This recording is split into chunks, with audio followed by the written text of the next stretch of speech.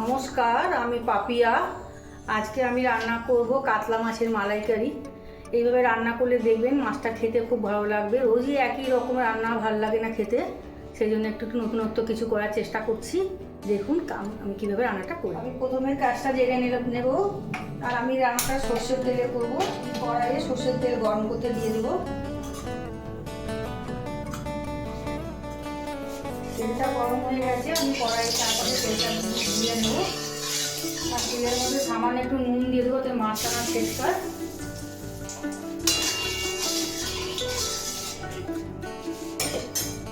এক এক করে মাছটা আমি ছেড়ে দেবো।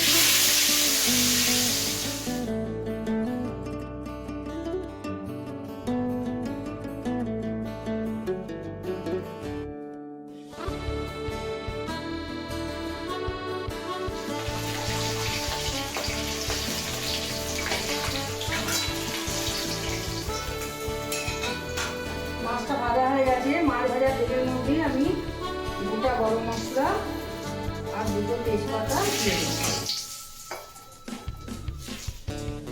এবার আমি এর মধ্যে 2 চামচ পেঁয়াজ বাটা দিয়ে দেবো। গ্যাসটা একদম কমিয়ে আমি মাছটাকে ভালো করে মাখাটা একটু নুন দিয়ে দিই, সেই জন্য অল্প একটু নুন দেবো। ওখানে 1 চামচ আদা বাটা দেবো, 1 চামচ রসুন বাটা দেবো।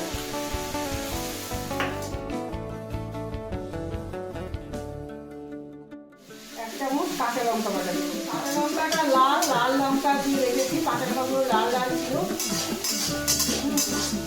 সেই জন্য কাঁচা লঙ্কাটা লাল হয়েছে, কিন্তু এটা কাঁচা লঙ্কা বাটা দিয়ে দেবো। 1 চামচ টমেটো বাটা, 2 চামচ দিয়ে দিলাম।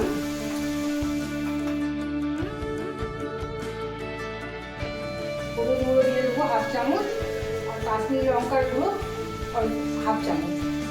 মশলাটা খুব ভালো করে গ্যাসটা বাড়িয়ে দিয়ে মশলাটা ভালো করে কষতে হবে। মশলা থেকে একদম তেল ছেড়ে দিয়েছে। এবার আমি বাটিয়ে রেখে রেখেছি 7টা কাজু আর 1 চামচ মৌরি একসঙ্গে আমি পাটায় বেটে নিয়েছি।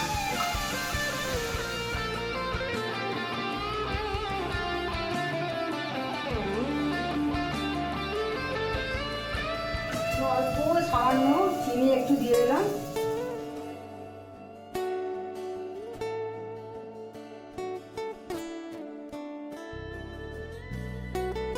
আর টক দইটা আমি একটু সামান্য একটু জল দিয়ে ফেটিয়ে নিয়েছিলাম, টক দইটা আবার দিয়ে দেবো।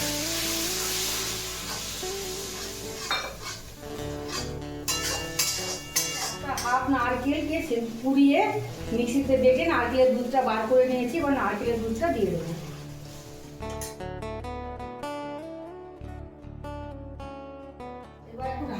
একটু ঢাকা দিয়ে আমি একটু ঝোলটা ফুটতে দেবো। দেখুন আমি 2 মিনিটে যখন ঢাকাটা খুলেছি, ঝোলটা ফুটে উঠেছে। আর মাছগুলো এক এক করে দিয়ে দেবো।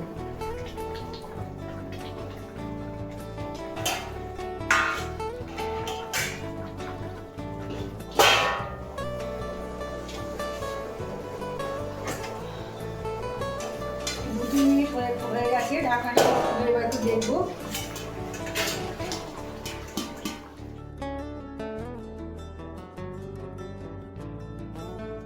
রেডি হয়ে গেল আমার কাতলা মাছের মালাইকারি। বা কাতলা মাছের মধ্যে আমি একটুখানি কসুরি মেথি দিয়ে দেবো।